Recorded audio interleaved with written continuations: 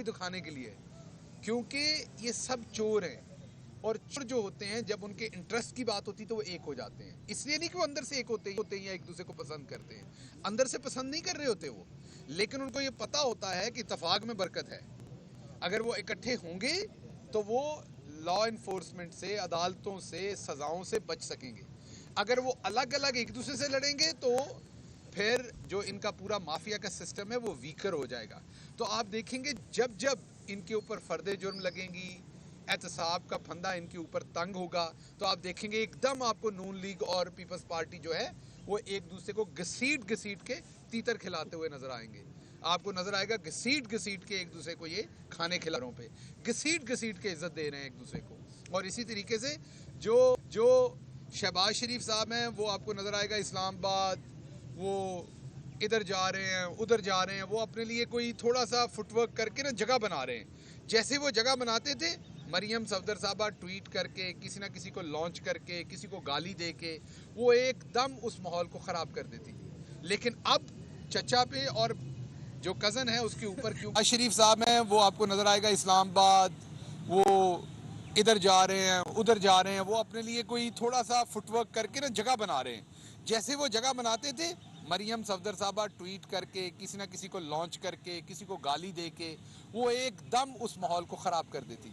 लेकिन अब चचा पे और जो कज़न है उसके ऊपर क्योंकि फ़र्द जुर्म होने जा रही है और वो चोरी की है, और अगर ये हो गई तो ये रवाज पड़ जाएगा यहाँ पर इंसाफ होने का। तो आपने देखा मरियम साहबा भी मुकम्मल साइलेंट मोड पे हैं। तो जब जब इनकी करप्शन के को पकड़े जाने का मौका आएगा, आप देखेंगे ये साइलेंट मोड पर फौरी तौर पर लग जाएंगे।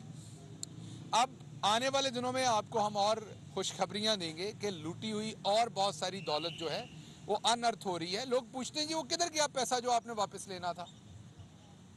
अभी तक को तकरीबन 550 अरब तो नैब रिकवर कर चुकी है। अब आप कहेंगे 550 अरब का आवाम को क्या फ़ायदा।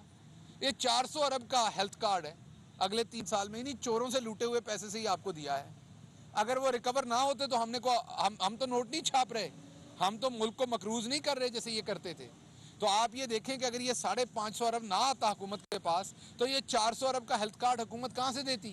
तो जैसे जैसे इन चोरों से हम पैसा रिकवर करेंगे वैसे वैसे आवाम को सहूलत हम ज़्यादा देते जाएंगे।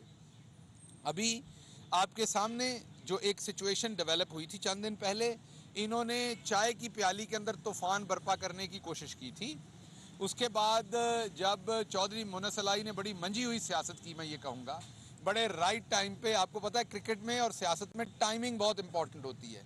अगर बॉल को बल्ला टाइमिंग पे लग जाए और इसी तरीके से अगर सियासत में हिकमत अमली और बयान टाइमिंग पे दे दिया जाए तो बॉल हमेशा रस्से से बाहर जाती है। तो इसी तरीके से ये बीमारी के बहाने, मिजाज पुरसी के बहाने, ये एक पंजाब के बहुत ही मोतबर ख़ानदान, एक बहुत ही सियासी कद और काट का जो ख़ानदान चौधरी बरादरान का है, ये उनके कंधे पे बंदूक रख के अपना जो कन्फ्यूजन फैलाने का फार्मूला इनका है ये वो करने की कोशिश कर रहे थे। उन्होंने बहुत ही शानदार तरीके से इसका जवाब दिया, अपनी ख़ानदानी वज़ादारी का मुजाहरा भी किया, ये भी बताया कि वो कमिटमेंट पे पूरा उतरेंगे जो उन्होंने किया है, और इन्हों का मक्कू भी ठप देता। उसके बाद आप देखेंगे कि सियासी बातचीत नहीं हो रही, इनके जो अफलातून है उन्हें मसला है तमाशे पे कि मुनस अलाई ने तमाशा क्यों कह दिया है। और भाई उन्होंने आपके घर आने को तमाशा नहीं कहा था, जो आप बाहर तमाशा लगा रहे हैं, जो बातें कर रहे हैं और जो दूसरे लोग उसके अंदर से तमाशा निकाल रहे हैं, उन्होंने एक अमूमी बात की थी, किसी पे ख़ास बात तो नहीं की थी। आपकी चोर की दाढ़ी में तिनका, आपको फ़ौरन तकलीफ शुरू हो गई कि तमाशा लग गया है। तो ये एहसन इकबाल साहब ये जवाब दें कि इन्हें कौन सा तमाशा कहाँ बुरा लगा है और क्या लफ्ज़ इस्तेमाल करें आपकी हेरा फेरी, आपकी झूठ, आपकी फरेबकारी और आपकी लूट मार पे। और दूसरी बात, मैं एक दफ़ा फिर लाहौर से शुक्रिया अदा करता हूँ शहबाज शरीफ साहब का, हमजा शहबाज का, जिन्होंने इस मुल्क के चपरासियों को भी अरबपति कर दिया है। गरीब की खिदमत ऐसे ही तो नहीं की जाती ना, गरीब की खिदमत करने के लिए आपको पूरा जोर लगाना पड़ता है। तो मलिक मकसूद चपरासी जो है उसके अकाउंट से जो 4 अरब निकला था, उसके लिए मैं पहले ही प्राइम मिनिस्टर साहब से गुजारिश कर चुका हूँ। देखते हैं वो अब इस पर क्या करते हैं। मैंने उनसे गुजारिश की है कि जैसे तमगाए डिफरेंट होते ना उसने कारकर्दगी, उस तरह एक तमगा रखा जाए इनके लिए, जो ये नित नए तरीके दरियाफ्त करते हैं लूट मार के, चोरी के।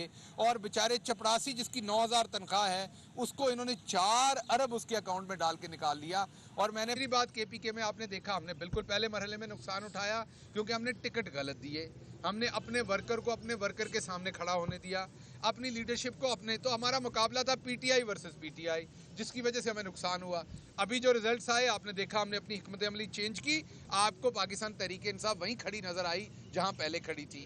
बिल्कुल मुल्क में मुश्किलात है, आज भी कल भी पेट्रोल बढ़ा है, बहुत कोशिश की कि वो ना बढ़ाना पड़े, 12 रुपए के करीब बढ़ा है। बिल्कुल खुश नहीं है क्योंकि जब आप तकलीफ में होंगे तो एक ऐसा वजीर आजम जो हमेशा गरीब के लिए सोचता है वो कभी खुश नहीं होगा। लेकिन कोई हमें इसका हल बता दे कि अगर बाहर $40 से $95 पे पेट्रोल चला जाएगा तो हुकूमत के पास क्या हल है।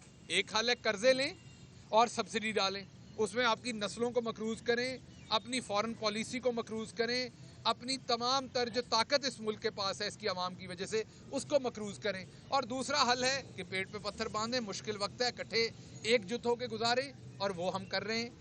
और हम बिल्कुल खुश नहीं हैं जो ये महंगाई की वेव आती है, लेकिन हमें अल्लाह के घर से उम्मीद है कि अगले 2 से 3 महीने में ये इंटरनेशनल महंगाई, अब अगर ये रूस और यूक्रेन का ये जो मसला है ये अगर थमता है तो आपको नज़र आएगा कि ये तमाम चीज़ें जो हैं, पेट्रोलियम की कीमतें ये नीचे आएंगी, जिससे ओवरऑल महंगाई के ऊपर असर होगा। एक बात मैं और आपको बताता चलूँ कि प्राइम मिनिस्टर साहब ने ये फैसला किया है कि जो सूबाई काबीना है पंजाब की, उसमें भी हम कुछ नए लोगों को ला रहे हैं, जिन लोगों को हमें लगता है कि हमें उनकी ज़रूरत है, उनकी परफॉर्मेंस की ज़रूरत है, उनकी कैपेसिटी की ज़रूरत है, क्योंकि पंजाब बहुत बड़ा सूबा है और उसके अंदर आबादी बहुत बड़ी है। और क्योंकि हमने छोटे यूनिट्स नहीं बनाए पहले, तो सेंट्रलाइज सिस्टम है, कई जगहों पर आपको ज़्यादा इदारे बनाने की भी ज़रूरत है और कई इदारों में ज़्यादा लोगों की भी ज़रूरत है।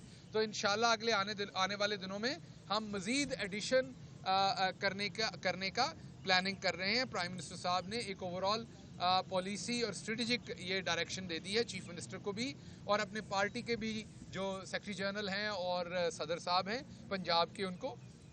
और इसमें आने वाले दिनों में आपके साथ हम शेयर करेंगे ये इन्फॉर्मेशन कि कौन से नए पोर्टफोलियो या कौन से नए लोगों को कौन सी जिम्मेदारियां हम देने जा रहे हैं। बात पूरी कर लें। इसी तरीके से हम फेडरल गवर्नमेंट में भी हम ये समझते हैं कि वहाँ भी हमें ज़रूरत है नए लोगों की, क्योंकि हम ऐसे इस टाइम डिसाइसिव मोमेंट पे चले गए हैं कि हम चौथा साल है हमारा, इकॉनमी हमें बिल्कुल बैंकरप्ट मिली थी। आज अल्लाह का शुक्र है कि 5.37 पे आपकी ग्रोथ है, आपके मुल्क के फॉरेन रिजर्व हाईएस्ट लेवल के ऊपर हैं, 7 अरब पे मिले थे आज 22 अरब पे हैं, एक्सपोर्ट 20 अरब पे मिली थी आज 30 अरब होने जा रही है। अगर आप देखें रेमिटेंसेस तो वो रिकॉर्ड हद तक ऊपर है। अगर आप कंस्ट्रक्शन का एरिया देखें तो बहुत ऊपर चला गया, प्रॉपर्टी का देखें तो ऊपर चला गया, लार्ज मैन्युफैक्चरिंग सेक्टर ऊपर चले गई, होम अप्लायंसेस देखें ऊपर चले गए, ट्रैक्टर ऊपर चले गए, गाड़ियाँ ऊपर चली गई, मोटरसाइकिल्स ऊपर चले गए, साइकिल ऊपर चले गए, वॉशिंग मशीन, पंखे, तमाम चीज़ों की, ग्रॉसरी की सेल्स, सब कुछ ऊपर गया। तो हमें ये नज़र आ रहा है कि अब हमने इकोनॉमी को स्टेबल कर लिया है, अब हमने अपना जो एजेंडा है उसको फाइनल हम स्टेज में है, तो हमने पूरा उसके ऊपर पुश करना है। इसलिए हम फेडरल जो काबीना है उसके अंदर भी एडिशंस करने जा रहे हैं और कुछ नए मिनिस्टर ऑफ स्टेट्स या नए पोर्टफोलियोज और नए लोगों को उसमें भी हम ऐड करने जा रहे हैं, उसमें भी ऐड करने जा रहे हैं। और प्राइम मिनिस्टर साहब ने इसमें पॉलिसी डायरेक्शन दे दी, और जब इसके अंदर नए खतोखाल नई बातें आएंगी तो वो आपके साथ नए नाम या कौन से नए लोगों को ये जिम्मेदारी मिलेगी वो आपके साथ शेयर करेंगे। पहले इधर फिर आप बताइएगा कि तरीन साहब के ग्रुप की रात मीटिंग थी और उन्होंने मीडिया टॉक में कहा कि हमसे अपोजिशन वाले तो राब्ता कर रहे हैं, लेकिन हुकूमत की जानिब से भी हमसे राब्ता हुआ है। पहली दफ़ा उन्होंने इस चीज़ का इंदिया दिया है। आप क्या समझते हैं कि आपको अपोजिशन के साथ साथ अपने इत्तेहादियों या अपनी ही जमात की अरकान असम्बली से भी किसी किस्म का खौफ है, किसी वोट ऑफ नो कॉन्फिडेंस की सूरत में वो भी धोखा दे सकते हैं? और अगर राब्ता हुआ है तो क्या तरीन साहब को मना लिया गया है, वो ऑल आउट पीटीआई के साथ खड़े होंगे? देखिए, पहली बात तो ये है कि तरीन साहब ने आज के दिन तक पाकिस्तान तहरीक इंसाफ या इमरान खान के खिलाफ कोई बयान नहीं दिया। अब लोगों की अजम्पशंस के ऊपर सवालों के जवाब नहीं दिए जा सकते। अगर किसी की अजम्पशन है और वो उस अजम्पशन पे एक सवाल करता है तो वो उनकी अपनी अजम्पशन है, उसका जवाब भी उन्हीं को देना है, हमने नहीं देना।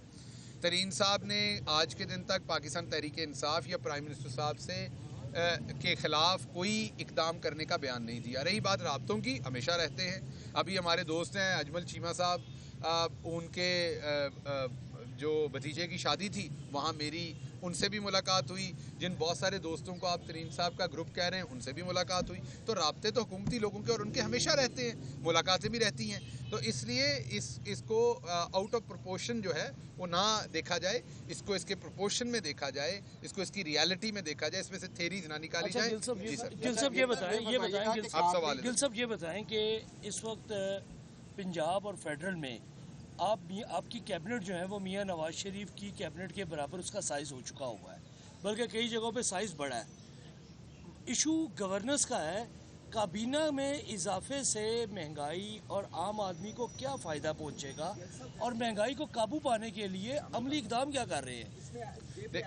आईनी तौर पर आप एक लिमिट से बढ़ा नहीं सकते कैबिनेट को, और उतना साइज आप पहले ही अवेल करते हैं। मैं बताता हूँ, देखिए दो बातें ध्यान में रखिएगा कि एक तो ये कि कुछ चीज़ों के लॉन्ग टर्म इफेक्ट्स होते हैं और कुछ के शॉर्ट टर्म इफेक्ट्स होते हैं। आपने देखा होगा आपके यहाँ